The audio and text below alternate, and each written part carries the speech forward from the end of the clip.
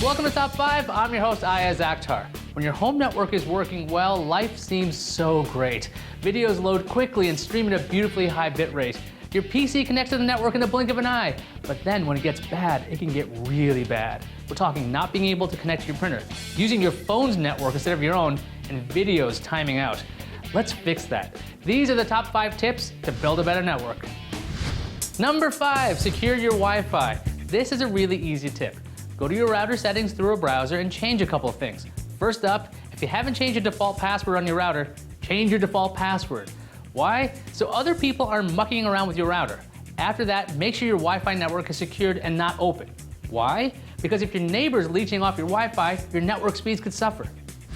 Number 4 is router placement. Where you place your router makes a big difference in how your network performs. In the best case scenario, you have your router in a central location in your home. That way, the Wi-Fi signal radiates to where you need it. On top of that, minimize the amount of barriers between your router and your machine.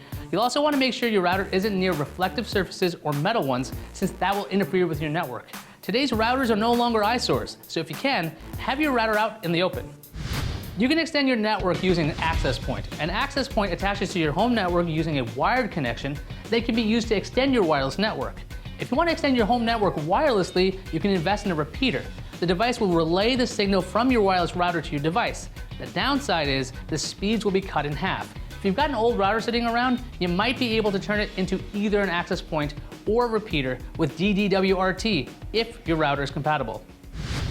Number 2, maybe it's time to invest in power line adapters. Sometimes it's difficult to get a signal to certain areas, so a power line Ethernet adapter may be a good option. These devices are usually sold in pairs.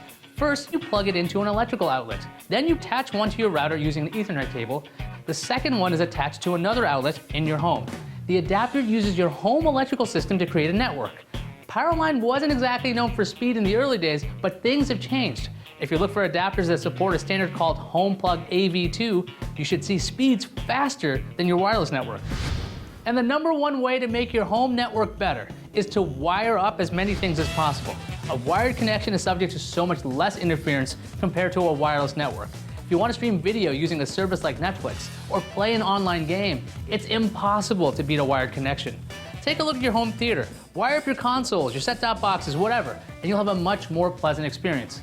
One of the most useful things I've ever learned was making my own network cables, which I use to make ridiculously long runs to connect faraway rooms to my router. Wireless is good, but wired is better.